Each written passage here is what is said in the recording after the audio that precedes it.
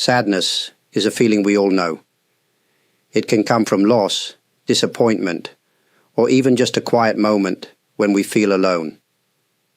Many people try to push it away. They say, "I should not feel like this," or "I need to be strong." But sadness is not a mistake. It is not a weakness. It is part of being human. When we feel sad, something inside us is telling a story. It might be about love, about memories, or about things that truly matter to us. Sadness shows that we have cared deeply. It shows that we are alive. Sometimes we believe we must be happy all the time. But that is not how life works. Life is always changing. Just like the seasons, our emotions move and shift. If we only accept happiness and reject sadness, we are only living part of life. Sadness asks for our attention, not to solve it like a problem, but to understand it. When we stop fighting it, we may begin to hear what it is trying to say, and often it speaks softly. It says, "This mattered to you," or "You loved deeply." These are not small things. To know sadness is to know what is important to us. It may hurt, yes, but it also shows our depth. A heart that feels sorrow is not broken, it is open. So let us not fear sadness. Let us not hide from it. Instead, let us sit with it for a while. Just sit, just listen. And little by little, we may begin to understand. Emotions are like the weather. They come and go. Some days are bright and warm. Others are cloudy, cold, or full of rain. But no matter how the sky looks now, it always changes. In the same way, our emotions are always moving. They rise, they fall, and then they change again. Sadness is one of these emotions. Like the rain, it may come suddenly. It may stay for a while, but it never lasts forever. When we remember this, we can stop feeling trapped by how we feel. We can know this will pass. Many people try to control their emotions. They think, if I try hard enough, I can stop feeling sad. But emotions are not machines. They are not things we can fix or turn off. They are part of our inner world, always shifting, always flowing. Sometimes we blame ourselves for feeling too much.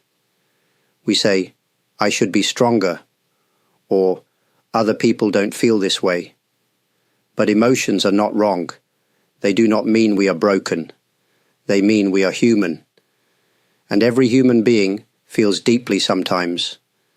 When we stop judging our emotions, we can begin to see them more clearly. We can watch them like waves on the ocean. We don't have to hold on to them. We don't have to fight them. We can simply notice them. This noticing brings space, and in that space, we can breathe. To live with emotions is not a problem, it is a gift. Even sadness, even fear, are part of this rich and deep life. We do not need to run from them. We can allow them to come, to stay a while, and to go. Just like the clouds, just like the wind. When sadness comes, our first reaction is often to escape. We turn on the TV, scroll through our phones, or keep ourselves busy with work. We look for anything to take our mind away from the feeling. This is normal. It is something many people do, often without thinking. Why do we do this? Because sadness can be uncomfortable. It touches a place inside us that feels raw or tender. We may fear that if we feel it fully, it will overwhelm us. We may believe it will stay forever. So we try to distract ourselves. We try to run. Sometimes we have been told from a young age, "Don't cry," or "Be strong." These words may come from kindness, but they also teach us to hide our feelings. Over time, we learn to smile even when we are hurting. We learn to pretend everything is fine, but inside, the sadness stays. The more we try to escape sadness, the more it follows us. It waits in quiet moments. It returns in dreams. It shows up in our bodies as tiredness, or in our hearts as emptiness. Running does not make it disappear. It only makes it harder to understand. What if we didn't run? What if we simply allowed sadness to be there? Not forever, not as something we choose, but as something we accept, just for now. Then we might see that sadness is not our enemy. It is not here to harm us. It is here to show us something. We escape because we fear pain. But sometimes, when we stop escaping, we find that the pain is softer than we thought. Not easy, but gentle. Not empty, but meaningful. And in that moment, we take our first step toward peace. When we feel sadness, it can seem like it will never end. The pain feels heavy, and each moment feels long. We may ask ourselves, will I always feel this way? Or when will this stop? Time, in these moments, can feel like a burden. But time is not the enemy. Time is part of how healing happens. Not by force, not by trying hard, but by allowing each day to pass. Sadness changes slowly, like the sky turning from night to morning. We may not notice the change right away, but it is happening. Often, we want fast answers. We want to feel better now. But emotions do not follow our plans. They move at their own pace. Trying to rush sadness is like shouting at the moon to rise faster. It does not work, and it only makes us feel more tired. With time, our relationship to sadness can change. At first, we may feel lost in it. Later, we may still feel it, but with more space around it. We can carry it more gently. It becomes part of our story, not the whole story. Some days will be harder than others. Some days, the sadness will grow quiet. Other days, it will return like a wave. This is not failure. This is the nature of healing. It is not a straight line. It moves back and forth, like the tide. If we give ourselves time, without rushing, without blaming, something soft begins to grow. We begin to trust that we can live with sadness and still move forward. Time does not erase pain, but it can transform it. And through this slow change, we learn to live more fully. When sadness visits, it often brings quiet messages from the heart. But many of us are afraid to listen. We think, if I look too closely at this feeling, it will break me. Or we say, I don't have time to feel this now. So we turn away, even from our own hearts. But the heart is not something to be afraid of. It is not a place of danger. It is a place of truth. When we stop and listen, even for a short moment, we may hear what the heart has been trying to say for a long time. It might speak of a goodbye we never said, or a dream we let go of. It might speak of love. Listening does not mean we must fix everything. It does not mean we must have all the answers. It simply means being honest with ourselves, sitting quietly and saying, yes, I feel this. Yes, it hurts. That is a kind of strength, a quiet, gentle strength. Many people think strength means not feeling, but real strength includes feeling. It means standing still, even when the heart is heavy. It means choosing not to run, even when it would be easier to turn away. The heart carries many stories. Some are joyful, some are full of sorrow. All are part of who we are.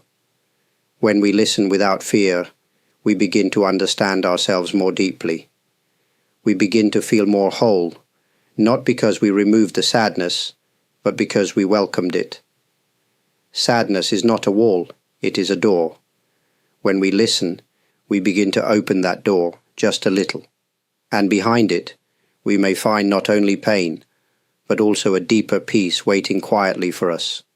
Sadness often comes when something we care about is lost or changed. It may be a person, a place, a moment, or even a hope we once held.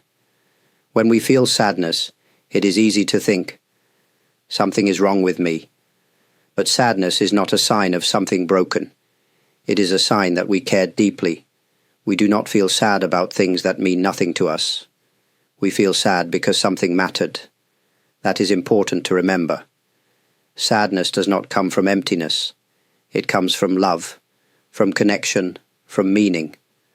Sometimes we try to push away our feelings, thinking, if I don't feel it, I can move on faster. But moving on does not mean forgetting. And healing does not mean closing our hearts. In fact, when we allow ourselves to feel sadness, we are showing that we still honor what was lost. Many people believe that to care means to always be happy. But real care includes sadness. When someone we love suffers, we feel pain too. When we see the world's beauty fading, our hearts ache. This is not weakness. This is a deep sign of the heart's wisdom. Sadness reminds us that we are not cold or distant. It shows that we are touched by life, that we notice what is precious, that we are still open, still feeling, still alive. So when sadness comes, we can gently say, "This is because I cared." And that truth can hold us. It can help us stand, even in sorrow, because to care is a gift, even when it hurts. And sadness, in its quiet way, is a part of that gift. Pain is something we often want to let go of right away. When sadness comes, we may try to push it away, or pretend it isn't there. But sometimes, the more we fight it, the stronger it feels. It stays with us, asking to be seen, to be felt. What if, instead of pushing it away, we gently held it, for a while? Holding pain does not mean becoming lost in it.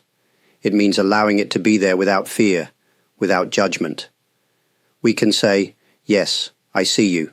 You are here."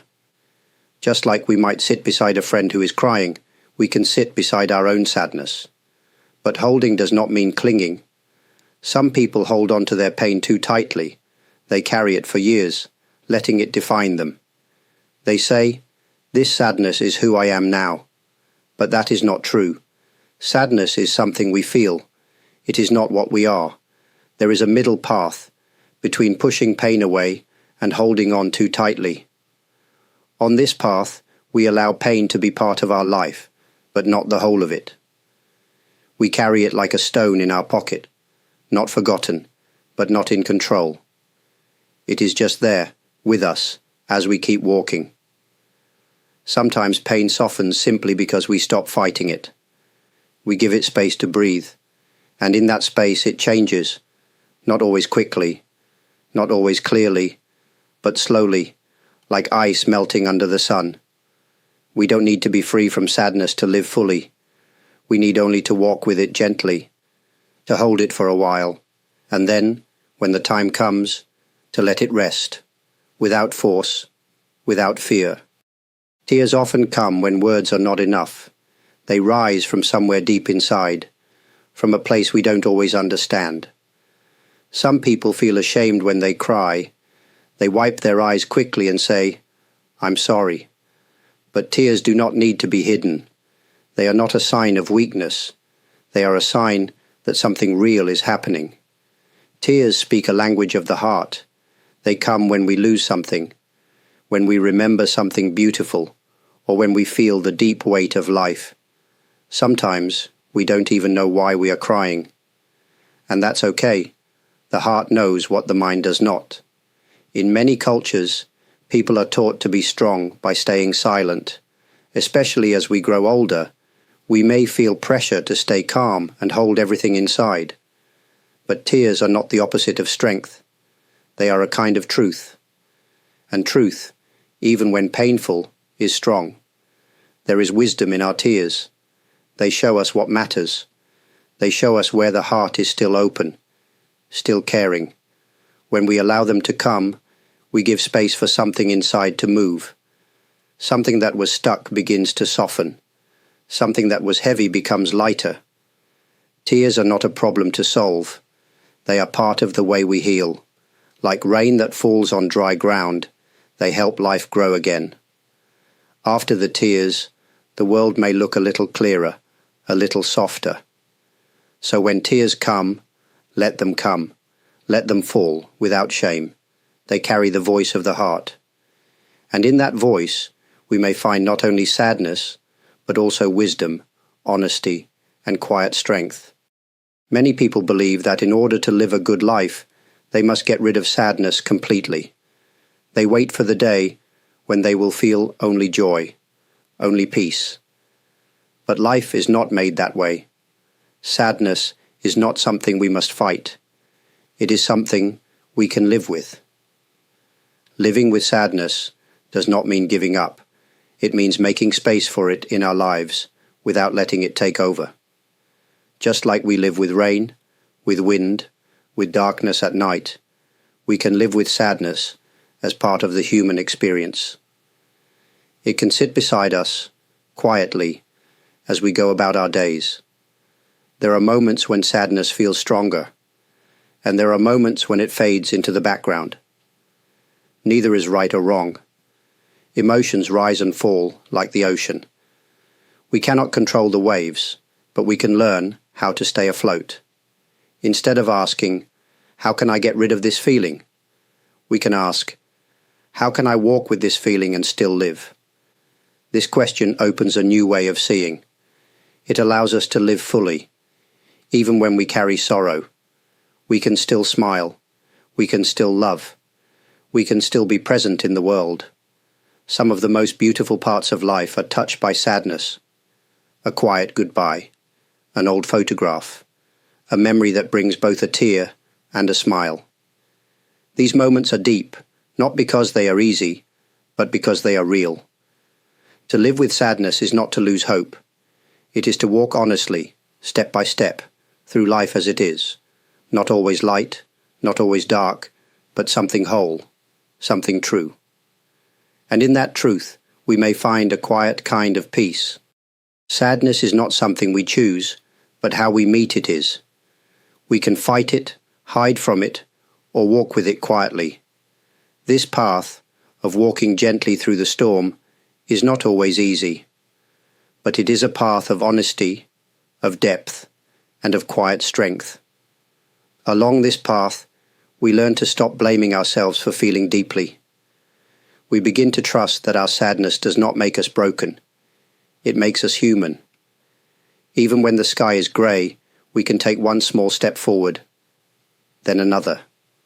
That is enough. You may still feel the weight in your chest, the heaviness behind your eyes. That's okay. There is no need to rush, no need to pretend. Just keep walking in your own time, with kindness toward yourself. Let your sadness walk beside you, not behind you as a shadow, and not in front of you as an obstacle. Simply beside you, like an old companion.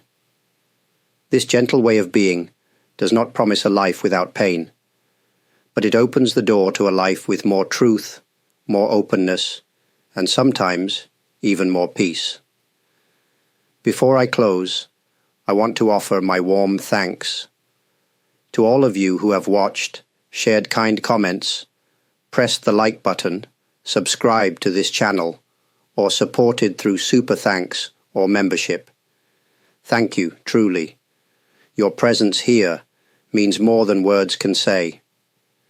If any part of this message touched your heart, I'm simply grateful we could spend this time together. May you continue to walk with gentleness, and may even your sadness lead you toward deeper understanding. Peace to you wherever you are.